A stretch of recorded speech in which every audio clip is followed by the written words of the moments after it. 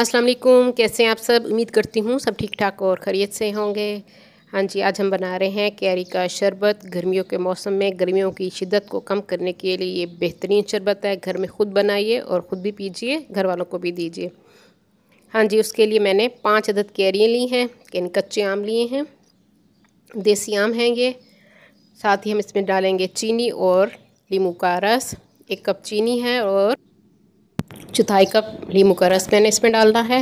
हाँ जी, कैरों को हमने छील लिया है। आप इसको धो के साबित भी इसको आप उबाल लें तो बन जाएगा, मगर मैंने थोड़ा डिफरेंट तरीके से मैं इसको बना रही हूँ। इसको मैंने छील लिया है आम को, और कढ़ाई में मैंने पानी डाल दिया है। 1 से 1.5 लीटर के करीब आप इसमें पानी डाल दीजिए और इसको पकने रख दीजिए। दरमियानी आंच पे हमने इसको उबाल लेना है ताकि आम जो है नरम हो जाए। तकरीबन 25 से 30 मिनट में ये आम गल जाएंगे, नरम हो जाएंगे। ये देख सकते हैं इस तरह से। इसको हम निकाल लेंगे और इसका हमने सारा गूदा निकाल लेना है, गुठली अलग कर लेनी है। इस तरह से ये सारा मैंने गूदा निकाल लिया है और गुठलियों को हम अलग कर लेंगे। उसके बाद मैं इसको ब्लेंडर जग में डालूँगी। 1.5 कप मैं इसमें पानी डाल के इसको ब्लेंड कर लूँगी। अच्छी तरह से आपने इसको ब्लेंड कर लेना है। हाँ जी, ये देखिए इस तरह से हमारा ब्लेंड हो चुका है। अब एक बर्तन में, एक कढ़ाई में मैं इसको डाल दूँगी, ट्रांसफ़र कर लूँगी और इसको हम पकने रख देंगे। 7-7 चम्मच हम हिलाते रहेंगे।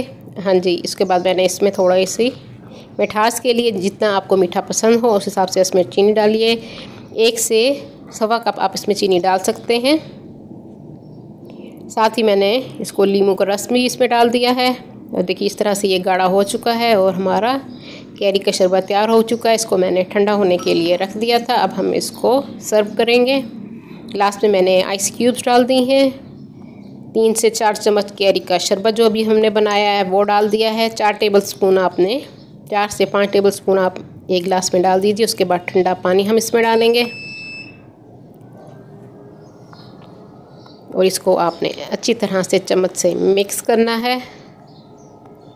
मज़ेदार हमारा कैरी का शरबत तैयार है। और थोड़े से मज़ीद इसको मज़ेदार बनाने के लिए हम इसमें डालेंगे काला नमक, क्योंकि जिस समय नमकियात की कमी हो जाती है गर्मियों में पसीना आने से, तो आप इसमें काला नमक डाल दीजिए। अगर आपको ब्लड प्रेशर है तो आप इसमें ये काला नमक का इस्तेमाल ना करें, अदरवाइज़ आप इसमें डालिए काला नमक। इससे आपकी जो जिसमें नमकियात की कमी हो जाती है वो दूर होगी। ऊपर मैंने पुदीने से इसकी गार्निशिंग कर दी है। मज़ेदार कैरी का शरबत तैयार है। ठंडा ठंडा पीजिए। अपनी दुआओं में मुझे याद रखिए। अल्लाह हाफिज़।